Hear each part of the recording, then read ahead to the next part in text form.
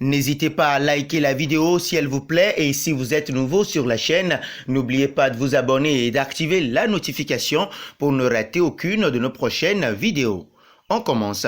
Adama Traoré sera contraint de décider quel pays il souhaite représenter dans moins d'une semaine après avoir été appelé par l'Espagne et le Mali. Les deux pays sont impliqués dans une lutte acharnée avant les rencontres internationales de ce mois d'octobre. L'ailier de Wolverhampton a été appelé dans l'équipe senior espagnole pour la première fois en novembre 2019, mais s'est déclaré forfait pour blessure.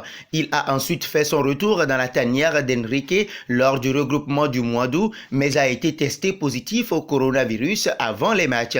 Dans la foulée, le Mali le convoque pour son rassemblement du mois d'octobre 2020, laissant le joueur dans une position totalement inconfortable. Le joueur formé au FC Barcelone, qui a représenté l'Espagne au niveau des jeunes, devra désormais décider du pays qu'il souhaite représenter en moins d'une semaine. S'il est vrai qu'il souhaite avant tout avoir ses chances avec la Roja, Adama Traoré n'attendra pas éternellement l'heure glorieuse. Pour l'instant, il n'est pas le premier choix à son poste en Espagne et l'éclosion du phénomène Ansu Fati lui rendrait encore plus la tâche compliquée. En face, le Mali, une sélection moins glamour, ferait de lui sa star et lui donnerait toutes les clés. Le joueur de 24 ans réfléchit sérieusement à son avenir international et une mauvaise décision lui sera préjudiciable pour le reste de sa carrière. Depuis la liste de Mohamed Magasuba, les appels se multiplient entre Luis Enrique et le joueur de Wolverhampton, car l'Espagne s'apprête également à rendre public sa liste pour le regroupement d'octobre. En janvier, l'ailier a admis avoir été flatté d'avoir cette option,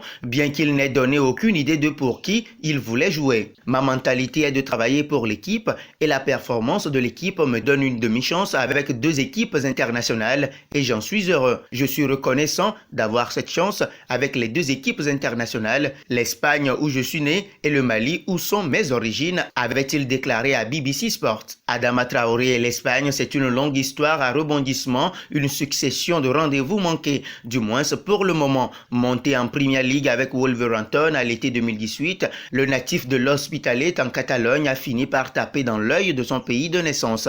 Sauf que rien ne se passe comme prévu. Convoqué pour la première fois avec la Roja en novembre 2019, l'ailier n'avait pas pu se rendre en sélection à cause d'une blessure. Avant cela, il avait déjà été au centre d'un bras de fer entre l'Espagne et le Mali, pays de ses parents. Photographié avec le maillot des Aigles, Adama Traoré avait dû avoir recours à un rétropédalage dans les règles de l'art. J'ai parlé avec le Mali, mais je n'ai rien signé. J'ai été en contact et ils m'ont fait part de leur intérêt. Il y a eu de la confusion, je n'ai rien décidé, plaidait-il, avant de choisir le pays européen, là où il a toujours grandi. S'il n'avait pu honorer la première convocation de Robert Moreno, il n'a pas non plus pu répondre favorablement à celle de Luis Enrique le mois dernier. Avec quelle sélection Adama Traoré aura-t-il plus de chance? Donnez-nous vos avis en commentaire.